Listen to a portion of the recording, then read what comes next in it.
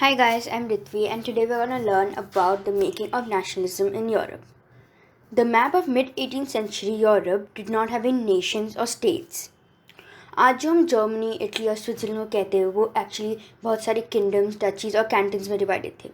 Eastern and central Europe were under absolute monarchy, जिसका मतलब है कि जितने भी पास होते थे वह किंगडम के रूलर यानी कि एम्परर के पास हुआ करता था. इनके पास कोई कॉमन चीज़ नहीं होती थी, ना ही उनके पास एक common identity, culture, language, groups, कुछ कॉमन नहीं था. हैब्सबर्ग एम्पायर जो ऑस्ट्रिया हंगरी पर रूल करते थे वो बहुत सारे रीजन्स को मिलकर बना था. इट इंक्लूडेड एल्पाइन रीजन जिसके अंदर आता था टायरोल, ऑस्ट्रिया, सडेनटेनलैंड और बहीमिया जहाँ लोग जर्मन बोलते थे. वही it also included Lombardy and Venetia जहाँ लोग इटालियन बोलते थे. हंगरी जहाँ मैयाग्यार बोलते थे एंड गलेशिया जहाँ पॉलिश बोला जाता था. सो इतने सारे डिफरेंसेस होने के बावजूद how did the idea of nationalism and nation state emerge? इसके कई सारे रीजंस थे. First, the aristocracy and the new middle class. Aristocracy का मतलब होता है the highest class in certain societies. So socially and politically the landed aristocracy मतलब जिनके पास लैंड ओनरशिप्स थे वो उस सोसाइटी के डोमिनेंट क्लास बन चुके थे. Members of this class were united in a common way, like उनके पास एस्टेट्स था कंट्री साइड में. For diplomacy purposes and in high society French बोलते थे और they families were connected in ties of marriage. पर ये एक स्मॉल ग्रुप था. The most of the population were peasants. To the west, the bulk of the land was farmed by tenants and small owners, while Eastern and Central Europe में the pattern of land holding was characterized by vast estates, which were cultivated by serfs, जिनका मतलब होता है unfree laborers. वही western parts में the growth of industrial production का मतलब था कि growth of towns and emergence of commercial class जिनका existence was based on production of the market. Industrial revolution England में second half of the 18th century में शुरू हुआ, पर फ्रांस और पार्ट्स ऑफ जर्मन में it only started during the 19th century. इस दौरान बहुत सारे सोशल ग्रुप्स फॉर्म हुए. Working class, middle classes made up of industrial businessman और प्रोफेशनल्स को रिप्रेजेंट करते थे. सेंट्रल और ईस्टर्न यूरोप में ये सारे ग्रुप के नंबर बहुत स्मॉल होते थे टिल लेट 19th सेंचुरी. ये एजुकेटेड लिबरल मिडिल क्लासेस के अमंग ही था कि the idea of national unity following the abolition of aristocratic privileges popular हुआ. हेंस वो making of nationalism, idea of nationalism के लिए एक फैक्टर बन पाया. नेक्स्ट थिंग हमें जानना है वो है कि what did the liberal nationalism stand for. तो ये जो आइडियाज़ थे नेशनल यूनिटी के अर्ली 19th सेंचुरी में वो आइडियाज ऑफ लिबरलिज्म से बहुत क्लोजली कनेक्टेड थे. लिबरलिज्म एक लैटिन वर्ड लिबर से आता है जिसका मतलब होता है फ्री. जो न्यू मिडिल क्लासेस थे उनके लिए लिबरलिज्म का मतलब था कि freedom for an individual and equality of all before the law. Politically liberalism का मेन आइडिया था कि concept of government by consent, मतलब कि गवर्नमेंट हम पीपल के कंसेंट पर बना जाए. रेवोल्यूशन से लिबरलिज्म का मतलब था कि end of autocracy and clerical privileges, a constitution and representative government through parliament, जिसका मेन मतलब है कि एंड ऑफ हाई क्लासेस जिसके पास बहुत पावर होता है और एक कॉन्स्टिट्यूशन का फॉर्मेशन और एक रिप्रेजेंटेटिव गवर्नमेंट का फॉर्मेशन. 19th सेंचुरी का जो लिबरल का आइडिया था वो मेनली एम्फसाइज करता था कि इनवायोलेबिलिटी ऑफ प्राइवेट प्रॉपर्टी, जिसका मतलब था कि private property can not be taken away और violated by anybody. Equality before law का ये मतलब नहीं था कि सबको को एक राइट मिले वोट करने के लिए. रेवोल्यूशनरी फ्रांस में फर्स्ट पॉलिटिकल एक्सपेरिमेंट हुआ था लिबरल डेमोक्रेसी को लेकर, जहाँ right to vote and to get elected सिर्फ उनके पास था जो प्रॉपर्टी ओन करते थे. Man without property and women को कोई भी राइट नहीं मिला था वोट करने का. Only for a brief period Jacobins के under adult males could enjoy the right to vote. Napoleonic code में उनको फिर से राइट टू वोट मना कर दिया गया था और विमेन का स्टेटस एक माइनर तक रिड्यूस कर दिया गया था, जिसका मतलब है कि उनके पास अब वो कोई पार नहीं हुआ करता था, वह अपने मन से कुछ नहीं कर सकते थे, वह सिर्फ अपने फादर्स और हस्बैंड्स के अथॉरिटी पर थे। 19th सेंचुरी में विमेन और नॉन प्रॉपर्टीड मैन ने बहुत सारे ऑपोजिशन मूवमेंट्स लॉन्च किए ताकि उनको इक्वल पॉलिटिकल राइट्स मिले। इकोनॉमी के एरिया में लिबरलिज्म का मतलब था मार्केट्स की आज़ादी और ऐसे हर पाबंदी का अंत जिससे जो गुड्स और कैपिटल के मूवमेंट पर था। ड्यूरिंग द 19th सेंचुरी ये एक स्ट्रॉन्ग डिमांड था इमर्जिंग मिडिल क्लासेस का।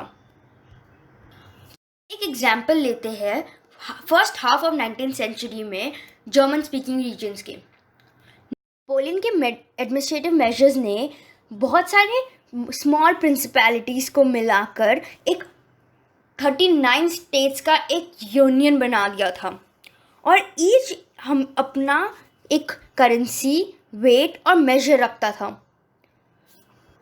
तो सपोज एक मर्चेंट जो हैम्बर्ग से न्यूरेमबर्ग जा रहा है अपना गुड्स बेचने, उसको 11 कस्टम बैरियर से गुजरना पड़ता और हर में 5% का टैक्स पे करना पड़ता। ये जो टैक्सेस होते थे वह हमेशा गुड्स के वेट और मेजरमेंट पर डिपेंडेंट हुआ करता था और जैसे हर रीजन के पास अपना वेट और मेजरमेंट होता था तो ये बहुत टाइम कंज्यूमिंग कैलकुलेशन को इन्वॉल्व करता था। एग्जाम्पल लेते जैसे मेजर ऑफ क्लॉथ एल हुआ करता था और वो हर रीजन के लिए एक डिफरेंट लेंथ के लिए हुआ करता था। जैसे एक एल फ्रैंकफर्ट में 54.7 सेंटीमीटर क्लॉथ के लिए हुआ करता था, वही मेंस में 55.1 सेंटीमीटर के लिए, न्यूरेमबर्ग में 65.6 सेंटीमीटर में और फ्रैंकफर्ट में 53.5 सेंटीमीटर के लिए हुआ करता था। ये सारे जो कंडीशंस हुआ करते थे वो इकोनॉमिक एक्सचेंज मतलब लेन देन में बहुत बड़ी बाधा डाल रही थी और न्यू कमर्शियल क्लासेस के ग्रोथ के लिए, जो ये आर्ग्यू कर रहे थे कि एक यूनिफाइड इकोनॉमिक टेरिटरी बना दिया जाए ताकि गुड्स का जो मूवमेंट है कैपिटल और पीपल का भी ईजी हो जाए। इन 1834 एक कस्टम यूनियन फॉर्म हुआ जिसको ज़ोलेवेरियन भी कहा जाता है। ये प्रशिया का इनिशिएटिव था और बहुत सारे जर्मन स्टेट्स ने इसे ज्वाइन किया। इस यूनियन ने बहुत सारे कस्टम बैरियर्स को अबॉलिश किया और करेंसीज को भी, जैसे 30 से सिर्फ 2 करेंसी बचे थे। रेलवेज के क्रिएशन की वजह से the movement of goods and people बहुत इजी हो गया, जो इकोनॉमी और नेशनल यूनिफिकेशन को प्रमोट किया। इस तरह ये भी आइडियाज़ ऑफ नेशनलिज्म को डेवलप करने में एक बड़ा इम्पॉर्टेंट फैक्टर बना। नेक्स्ट फैक्टर था a new conservatism after 1815। Napoleon के डिफीट के बाद यूरोपियन गवर्नमेंट्स में एक स्पिरिट ऑफ कंजर्वेटिज्म बहा। कंजर्वेटिज्म का मतलब था कि जो एक पॉलिटिकल फिलॉसफी जो ट्रेडिशन, इस्टेब्लिश इंस्टीट्यूशन और कस्टम पर बहुत ज़्यादा स्ट्रेस थे। कंजर्वेटिव्स थे वो बिलीव करते थे कि ये जो इस्टेब्लिश ट्रेडिशनल इंस्टीट्यूशंस हैं स्टेट और सोसाइटी में, like church, monarchy, social hierarchies, property and और फैमिली को प्रिजर्व किया जाए, परंतु उनको वापस प्री रेवोल्यूशनरी डेज में नहीं जाना था। इन्होंने रियलाइज़ किया कि ये जो चेंजेस नेपोलियन ला रहा था, the modernisation could in fact strengthen traditional institutions. इनको लगा कि ये सारी चीज़ ही इनके जो मोनार्की है, चर्चेस है, उनको और स्ट्रेंथन कर सकता है। मोनार्की स्ट्रेंथन करने के लिए इन्होंने बहुत सारे मेजर्स लिए। एक मॉडर्न आर्मी फॉर्म की, एक एफिशिएंट ब्यूरोक्रेसी, एक बहुत स्ट्रॉन्ग इकोनॉमी बनाई और फ्यूडलिज्म ऑफ सर्वडम को समाप्त किया। फ्यूडलिज्म का मतलब होता है कि वो सिस्टम जिसमें सोशल हायरार्की फॉर्म होती है according to the land owned by the people, और सर्वडम का मतलब होता है सर्फ, जिसका मतलब हमने पढ़ा था जो है फ्री लेबरर्स। 1915 में European powers Britain, Russia, Prussia and Austria जिन्होंने कलेक्टिवली नेपोलियन को डिफीट किया था वियना में मिले ताकि वो एक सेटलमेंट पर आ सके। The Congress was hosted by Austrian chancellor Duke Metternich और इसके डेलीगेट्स ने treaty of Vienna of 1850 draw किया, जिसका ऑब्जेक्ट था अनडूइंग ऑल द चेंजेस जो यूरोप में आए थे during the Napoleonic Wars. Dynasty जो फ्रेंच रेवोल्यूशन के समय डिपोज कर दिए गए थे उसे पावर में वापस लाया गया। फ्रांस जो भी टेरिटरीज नेपोलियन के अंडर एनेक्स किए थे उसे वह सारे प्रॉपर्टीज़ को वापस देना पड़ा और बहुत सारे स्टेट्स फ्रांस के अराउंड बनाए गए ताकि फ्रेंच एक्सपेंशन आगे और ना फ्यूचर में ना हो। नेदरलैंड्स का जो किंगडम था जो बेल्जियम को इंक्लूड करता था वो नॉर्थ में सेटअप हुआ और जेनोआ पिएडमंट के साथ मिल गया जो साउथ में। प्रशिया को नई इम्पॉर्टेंट टेरिटरीज दिए गए ऑन इट्स वेस्टर्न फ्रंटियर और Austria was given control of northern Italy.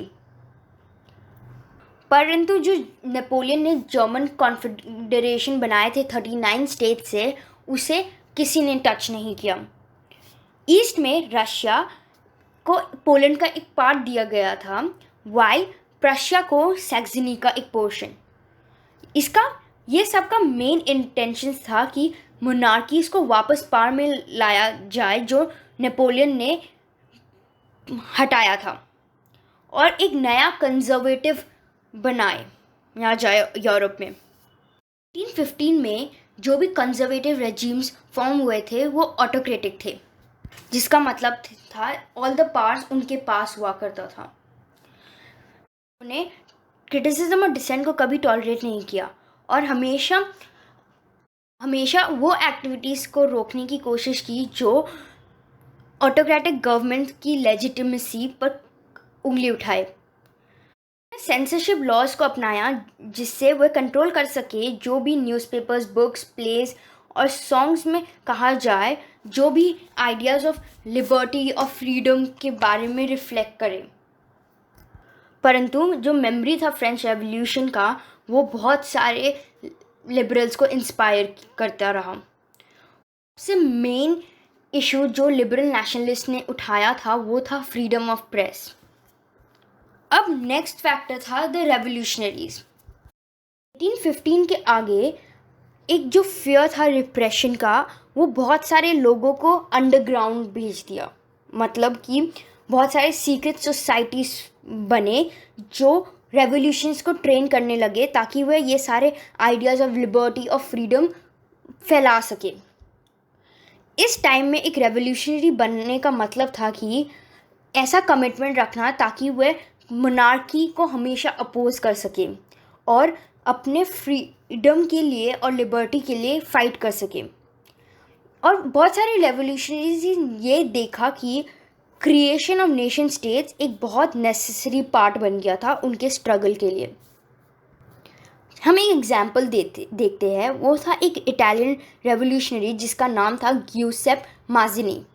वो जेनोआ में 1807 में बॉर्न हुआ था और एक सीक्रेट सोसाइटी कार्बोनारी का मेंबर था। वो एक 24 इयर्स का यंग मैन था जो एग्जाइल में भेज दिया गया था 1831 में क्योंकि उसने लिगोरिया में एक रेवोल्यूशन स्टार्ट करने की कोशिश की। उसने बाद में 2 और सीक्रेट सोसाइटीज़ फॉर्म की। फर्स्ट था कि यंग इटली इन मार्सिलीज और एक था यंग यूरोप इन बर्न, जिनके मेंबर्स उसकी तरह हुआ करते थे, mainly young man from Poland, Italy, France और जर्मन स्टेट से। माज़िनी ये बिलीव करता था कि गॉड ने ये सारे जो नेशंस बनाए हैं वो नेचुरल यूनिट्स ऑफ मैनकाइंड की तरह बिहेव करना चाहिए। इटली जो एक पैचवर्क था स्मॉल स्टेट्स और किंगडम्स का वो वैसा नहीं रह सकता था। उसको एक सिंगल यूनिफाइड कंट्री में बनाना बहुत ज़रूरी था ताकि वो बाकी नेशंस के साथ अलायंस बना सके। ये जो यूनिफिकेशन का आइडिया था वो अलोन इटालियन लिबर्टी का बेसिस बना। उसको देखकर और सीक्रेट सोसाइटीज़ बने Germany, France, Switzerland and Poland में। माज़िनी का जो रिलेंटलेस ऑपोजिशन था मोनार्की की तरफ और डेमोक्रेसी के तरफ उसकी सोच बहुत सारे कंजर्वेटिव्स को डरा रहा था। मेटरनिक, जिसने ये कांग्रेस होस्ट किया था जिसमें ट्रीटी ऑफ वियना फॉर्म हुआ था, उसने को ऐसे डिस्क्राइब किया, वो एक बहुत डेंजरस एनिमी है हमारे सोशल ऑर्डर के लिए। Thank you. और ये हमारा चैप्टर को ख़त्म करता है।